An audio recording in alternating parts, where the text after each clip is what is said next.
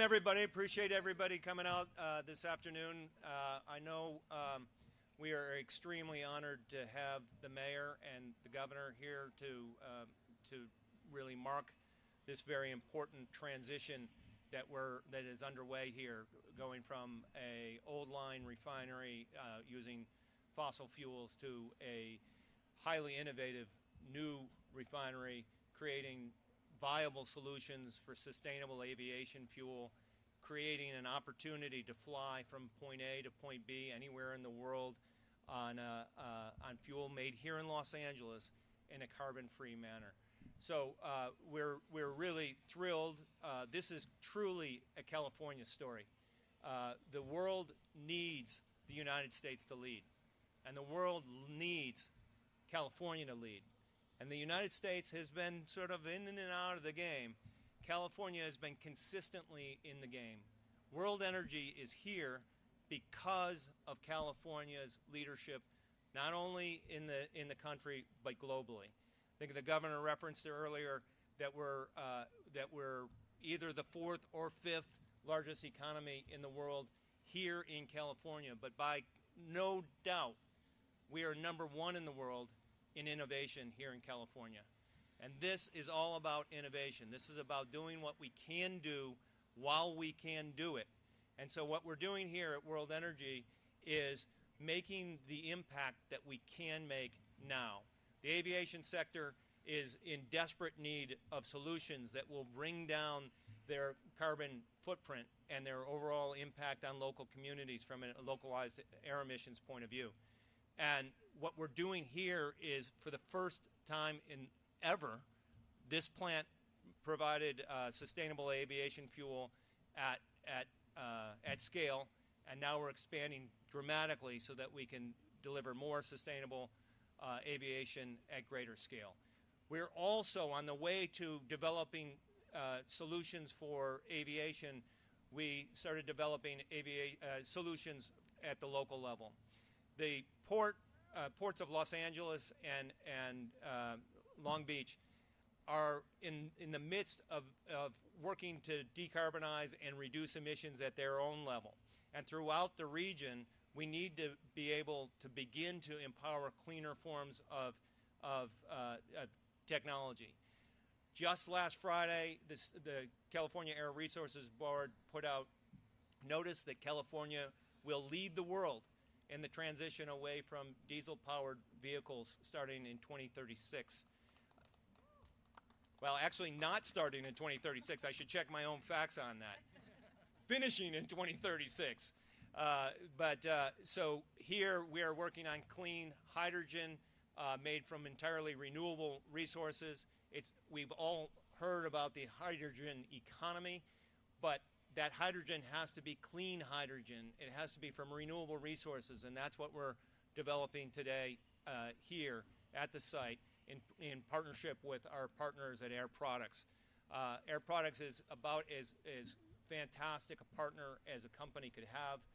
It's a great collaboration between our business, which gets out on the front edge of transition early, and the largest supplier of hydrogen in the world, moving on what they call the 4 S's. Speed, sustainability, safety, and most importantly, and I love this one, self-confidence. Those are the 4 S's of Air Products, and I think they're the 4 S's that should really drive energy transition. So with that, I would like to introduce Mayor Isabel Aguayo. This could not happen but for the support of the local community, and the folks here in Paramount have been just fantastic. Mayor, a few words? Thank you. Hello, everybody. So I'm actually going to be speaking in both English and Spanish today. So, good afternoon and welcome. My name is Isabel Aguayo. I was born and raised here in the city of Paramount, and I am the current mayor of this beautiful city. I would like to begin by thanking Jean and the entire World Energy team. I would also like to thank Air Products and their team. And a very special shout out to the Los Angeles and Orange County building trades. All of you make this happen. I would also like to thank our Senator Lina Gonzalez, Assembly Speaker Anthony Randon, who have been huge supporters of our projects. We are also honored and delighted to have Governor Gavin Newsom back in town. He was here a little over a year ago visiting our mobile COVID-19 testing site, and we are so proud to host him again.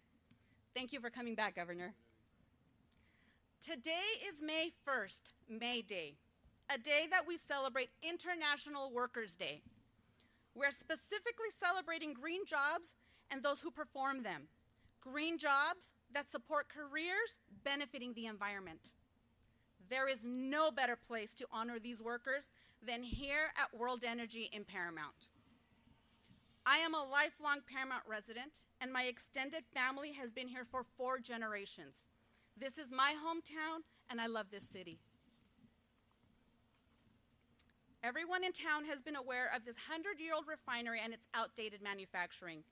When my city council colleagues and I studied World Energy's permit to transform production to sustainable aviation fuel, we took a lot of time and thought to make sure this was a good fit for our community. We listened carefully to our residents and their concerns. In the end, we knew it was a great project for our community and, in fact, for the entire world. Our final stamp of approval to the permit confirmed loud and clear our dedication to ending petroleum production in Paramount forever. I'm going to repeat that, forever. And this is one shining example of our little city's overall commitment in the fight against global warming. There is an interesting historical parallel at play here too, and I'd want to share that with you. Paramount was a major dairy center during the early 20th century. At one point, there was actually more cows here than people. One of the source materials used here to make fuel is beef tallow. So in a sense, you can say the cows have come home. Thank you all for being here today, and have a great day. All right, now we're going to do this in Spanish. Bienvenidos a todos. Mi nombre es Isabel Aguayo. Yo nací y crecí aquí en Paramount, y soy la alcaldesa de esta hermosa ciudad. Me gustaría empezar por darle las gracias a Jean y al equipo entero de World Energy, el equipo de Air Products, y en especial a todos los sindicatos de los condados de Los Ángeles y Orange. Todos ustedes hacen que esto sea posible. Muy en especial, me gustaría agradecer y dar las gracias a la senadora Lina González y al presidente de la Asamblea, Anthony Rendón, por su apoyo que siempre nos han dado. Hoy estamos muy honrados y encantados de tener de nuevo al gobernador Newsom en nuestro pueblo. Él estuvo aquí hace poco más de un año cuando visitó el centro móvil de pruebas del COVID-19 y estamos orgullosos de tenerlo de nuevo aquí.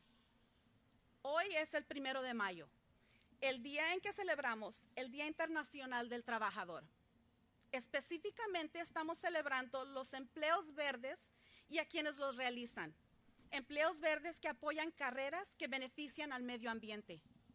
No hay mejor lugar para honrar a estos trabajadores que aquí en World Energy Paramount. Yo soy residente de Paramount de toda mi vida y mi familia extendida ha estado aquí 4 generaciones. Esta es mi ciudad a la cual amo. Todos en nuestra ciudad han estado al tanto de esta refinería, de sus 100 años y fabricación anticuada. Así que cuando mis colegas del ayuntamiento y yo estudiamos el permiso de World Energy para transformar la producción del combustible de aviación sostenible, nos tomamos bastante tiempo para asegurarnos de que esta fuera una buena opción para nuestra comunidad. Atentamente, escuchamos a nuestros residentes y a sus preocupaciones. Al final, sabíamos que era un gran proyecto para nuestra comunidad y, de hecho, para el mundo entero. Nuestro sello final de aprobación del permiso confirmó alto y claro nuestra dedicación de poner fin a la producción de petróleo en Paramount para siempre. Este es un ejemplo brillante del compromiso de nuestra pequeña ciudad en la lucha contra el calentamiento global.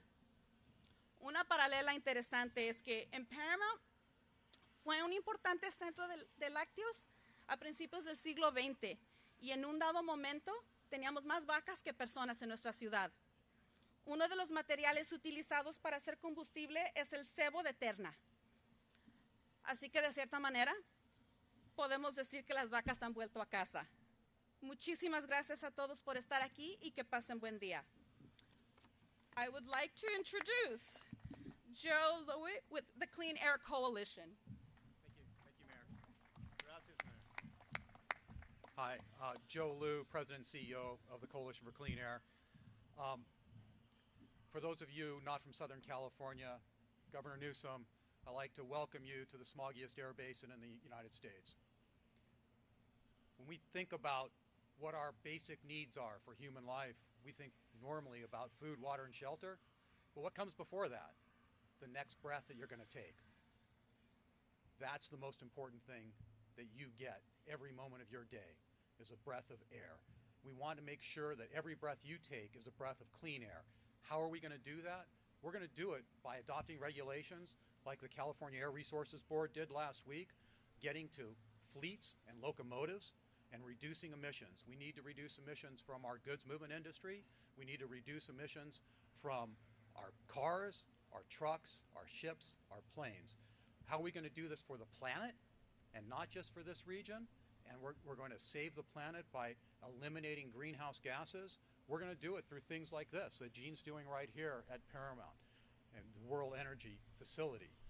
They are providing the fuel in order to get the greenhouse gases out of the airplane emissions. So we have a long way to go and a hard road to go down to get there. But we're committed to doing it. And we're setting precedents that are now being replicated by the federal government and internationally.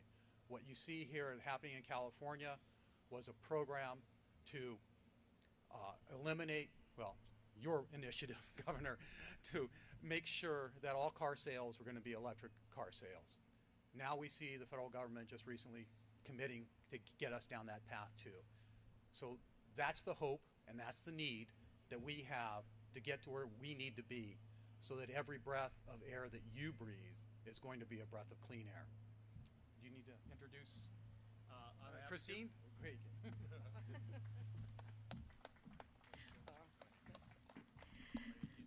Thank you. My name is Christine Austria-Lozoya.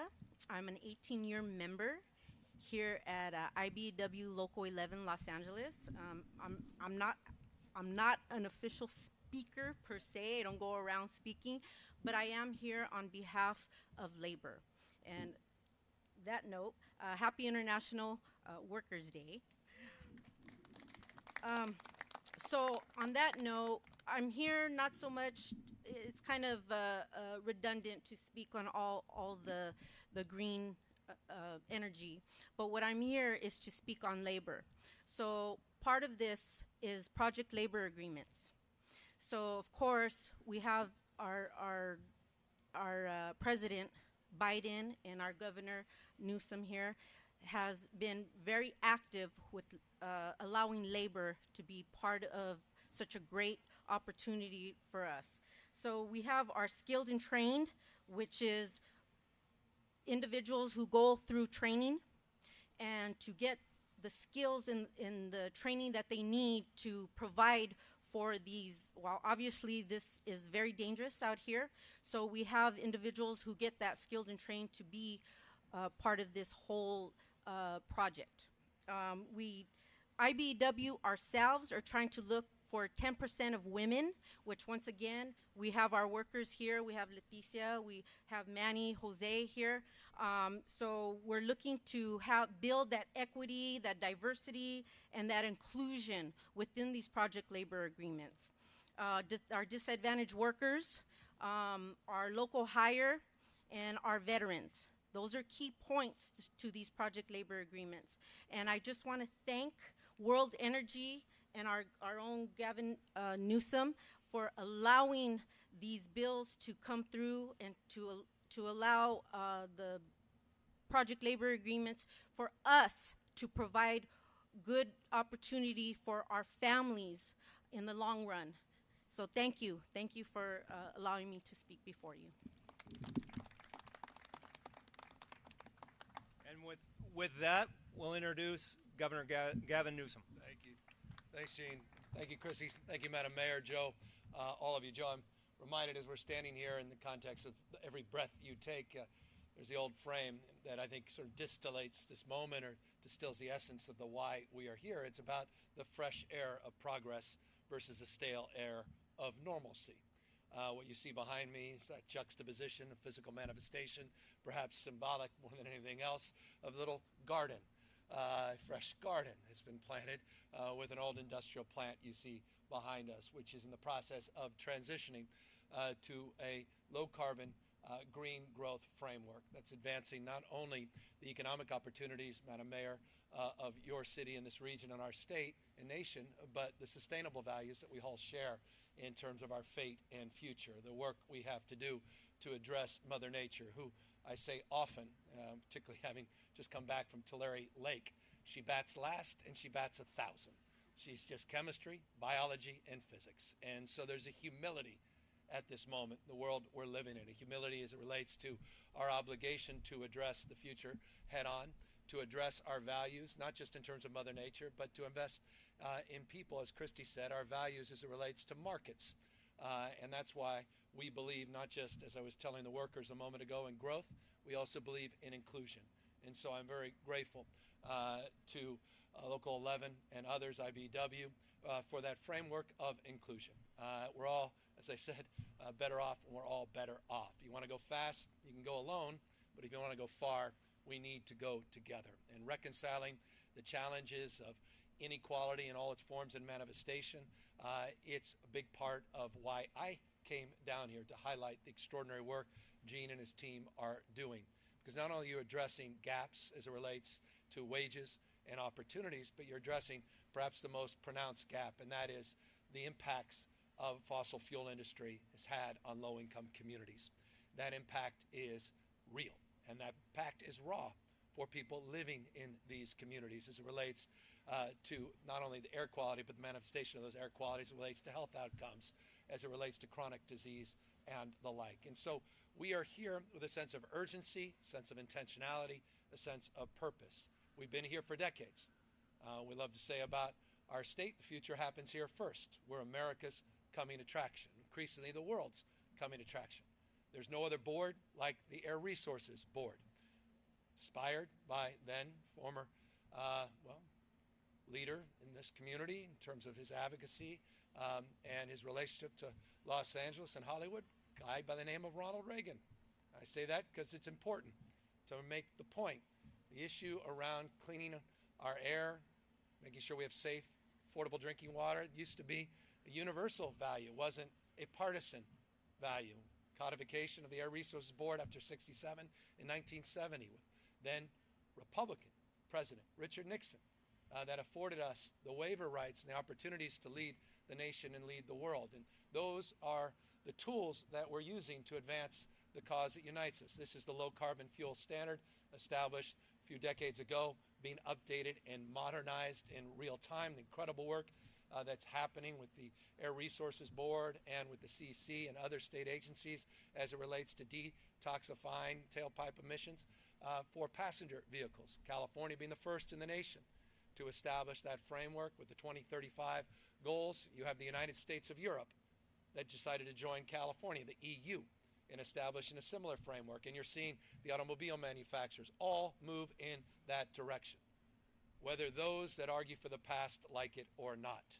That transition is underway. Those signals have been sent. The policy has been an accelerator, and California proudly has led.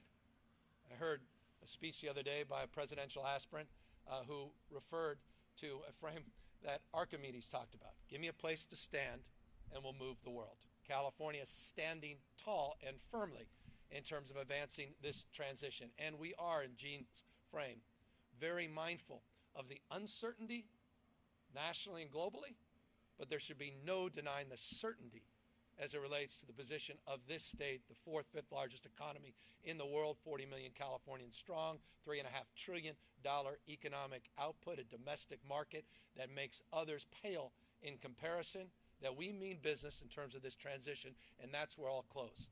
Business, economic opportunity, growth, jobs, the opportunity to build the new economy to make sure that we are doing it in a way that reconciles the mistakes we made in the past. Again, growth and inclusion. Mindful of people that were left behind, mindful that we socialized so much of the last economy in terms of the burdens, and that expressed as it relates to the fossil fuel industry on the backs of low-income and poor folks and communities that have been torn asunder as a consequence. The opportunity now to dominate the next big thing, and that's exactly what California's doing. 55 now, already 55 manufactured headquarters here in the state of California, just in the ZEV space, one of our top exports just in the ZEV space. 6 times more green energy jobs in California than fossil fuel jobs. I'll repeat that, 6x more clean energy jobs already. You're seeing it not just in California, but you're seeing that leadership expressed in the fact that this nation already is enjoying 3.5 times more clean energy jobs than fossil fuel jobs. There was a report that just came out.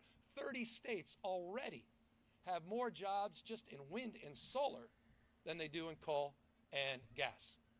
This transition is well underway, but what's not well understood is the opportunity to think more broadly than just passenger vehicles, more broadly than just what's happening your tailpipe as you navigate the 405 here in Southern California. And that's why I'm so proud of Gene, your leadership, Air Products and others, of imagining a future where we can export these strategies to the globe, quite literally, in partnership with companies, and I'll give them credit, United Airlines and others that led in those partnerships, committing to the aviation space, the opportunity to partner with CARB and the incentives we've created, but also look at the markets and look where the puck is ultimately going and the opportunity to begin to decarbonize the aviation space. And so this is, to me, exciting. You want to be big, you got to be big in big things. This is a big deal. And I can say I can't be more proud of anything else in the state. This is our foreign policy if there ever one. It's this space. And with all of these rules and regulations, I couldn't be more proud that they have accelerated this transition. You can just ask in closing Elon Musk, who came back to the state of California to do his research and development because he recognized that Tesla wouldn't exist without the state and without the policies and the regulatory environment. So don't think for a second, don't believe for a second what you read in the Wall Street Journal ed boards about our regulatory framework. We incentivize risk-taking, not recklessness. We create the rules of the road, and we recognize we need to create more predictability, and that's why it's essential that we finish the job, yes, I said it, and provide some continuity in terms of the support coming from Washington, D.C., and to make sure that those investments, historic, unprecedented investments that are already transitioning investment from around the globe into the United States of America are sound and effective.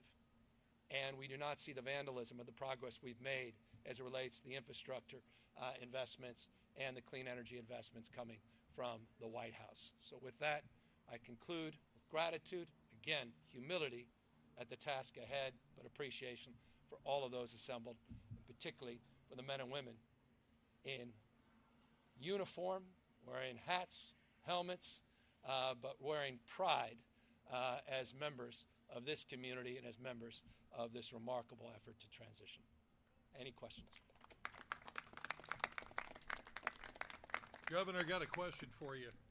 If indeed this is the link between jet fuel and LAX here, is the state of California going to be pushing for refineries that are located near the major air hubs, San Diego, San Jose, Sacramento, San Francisco, to develop similar technology, similar shipments of clean JP4?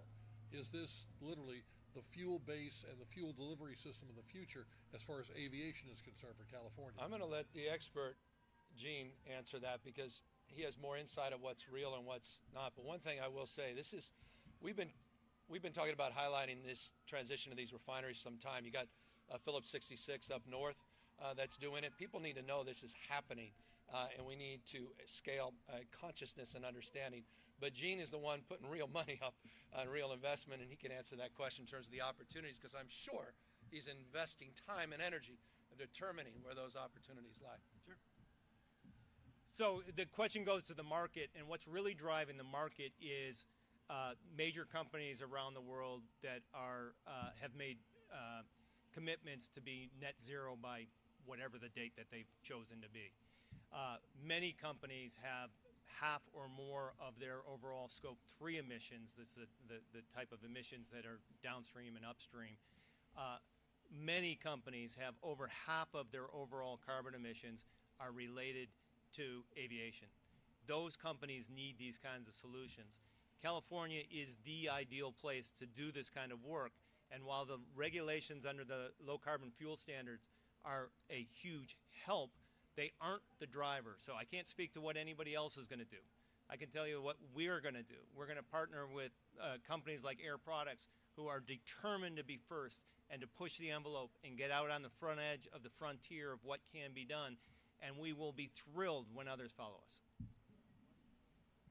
If you would, a price point difference between clean JP4 plus the stuff refined the old way. So we typically measure the price difference in the work that gets done. So it's about $200 a met ton to reduce aviation emissions through our sustainable aviation fuel, which cuts carbon emissions by about 85%.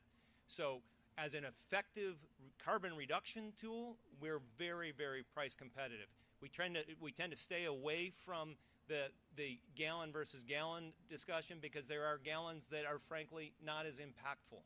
And so we're focused on producing the absolute lowest carbon fuels available anywhere in the world and then selling those carbon reductions as the product. But it's across the spectrum, it's just remarkable what's happening in terms of the cost curve declining in real time. We were just up celebrating the fact where you just, let me back up. One of the things that I'm perhaps most proud of about what the state of California is doing is we're not just looking to advance ambition. We're not just advancing goals now. We're delivering, and we're delivering early. Just a few weeks ago, we announced 1.5 million ZEVs have been sold in California, 2 years ahead of the goals. And we had a demonstration of all of the car companies out there. There were quite literally would have been hundreds of cars, but there's $25,000 electric vehicles coming down the pike in the next year. And by the way, that's coincidental because this is important to highlight. California is providing for eligible individuals upwards of $24,500. I'll repeat this because you should pay attention. $24,500 subsidies for electric vehicles. That's $7,500 you read about. You stack that with as much as $24,500. So as it relates to the question of the delta, yes, there's a delta in aviation fuel at the moment, but you're going to see that cost curve drop dramatically, and that's a big part of California's responsibility is to prove that and lead the way. Okay, Mr. Governor, I believe on the last question, does anybody else have a question? Mine will be a little bit lengthy, and you'll have to bear with me. Is there anyone else? Okay.